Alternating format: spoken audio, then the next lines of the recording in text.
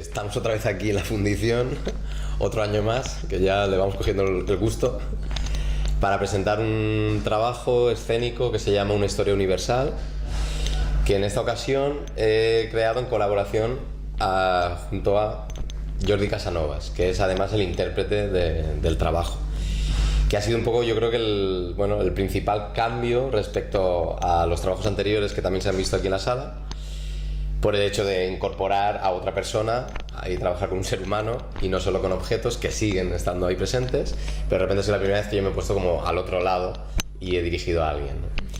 En realidad empecé a trabajar solo y lo que sucedió es que a mitad de proceso estaba un poco dudoso de lo que estaba haciendo, no acababa de entender del todo la pieza y también al mismo tiempo estaba un poco saturado de trabajar en esa soledad, y entonces fue como, un momento que coincidió que Jordi, que lo conozco hace muchos años, y de repente eso disparó un poco todo. La pieza ya tenía era un boceto que ya tenía una forma, pero fue algo que acabó de ayudarme a entender lo que estaba haciendo y a darle como el formato definitivo, que a nivel de lenguaje es muy similar a lo que hacía tanto en mi gran obra como en el Much Ado About Nothing, en el sentido de que juego con sombras, juego con objetos, y ahora un poco lo que empiezo a tener más claro es que lo que estoy en estos años desarrollando es la relación entre el objeto con la luz y el sonido para generar significados.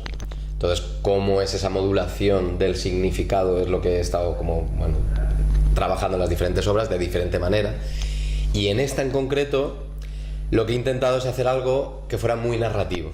Es la primera vez que hemos tratado de reproducir tal cual una narrativa que es la historia universal, que en ese viaje megalómano de mi gran obra, un proyecto ambicioso, y luego todas las obras completas de William Shakespeare, pues ha sido la primera vez que hemos cogido algo que todo el mundo conoce y que tiene un principio y un final, entre comillas, que sería la historia del ser humano, y la hemos tratado de representar. Al final, curiosamente, ha vuelto a no entrar el texto, porque pensábamos que en esta pieza igual sí que iba a haber algo más de texto, pero hay un par de fragmentos de audio que contienen texto, pero que no son relevantes en ese sentido. Y entonces hemos hecho también un retrato mudo, intentando ser fieles al viaje de la civilización, de la historia, pero hacer nuestra propia versión. Es decir, no tanto que se quedara como una clase magistral de historia, sino más bien llevarlo al sentido de historia de cuento, ¿no? En inglés es muy claro, porque en inglés le titulamos A Universal Story, no history, que sería como lo apropiado para decir historia en el sentido catedrático. Entonces hacemos la idea de story, ¿no? Historia. Entonces es un poco eso, como a partir de esos hechos, de esos acontecimientos y de esa relación que se establece con el espectador, que va siguiendo un hilo que conoce, pues vamos dando saltos y otras versiones para intentar también hacer una conexión con un cuestionamiento del presente, ¿no? A mí hay un libro que me sirvió mucho como base del trabajo, que me pareció muy esclarecedor, que es el Sapiens. Lo que hace de una manera muy efectiva es conectar todos los hechos del pasado con las circunstancias del presente.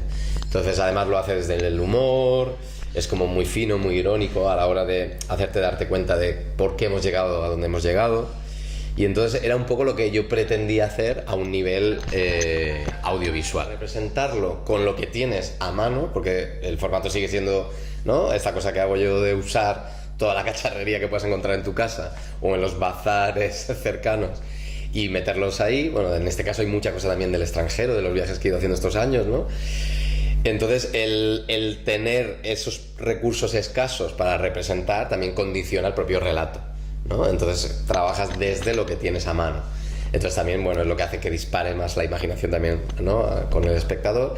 Y luego lo que sí que ha sido muy evidente también es que, a pesar de que desde el principio pretendíamos no dar una visión eurocentrista, ha sido imposible, en el sentido de que desde que tú no te puedes situar en la visión de un coreano de la historia. Entonces al final, aun pretendiendo no ser el centro, esta visión europea y ahora capitalista de la historia, ¿no?, al final ha sido muy difícil renunciar a ello, y en el fondo nos hemos dicho, vale, no te preocupes tanto por eso y acepta que eres, ¿no?, que has estudiado y tienes la información que tienes, eres y procedes del lugar en el que procedes y tienes tu propio contexto. Entonces en el fondo hay una lectura muy desde ahí, ¿no? Desde el yo, ¿no? Mucho más subjetiva, a pesar de que al principio el planteamiento era más en ese sentido como tratando de englobar a todas las civilizaciones y el punto de vista, dar ¿no? las otras visiones.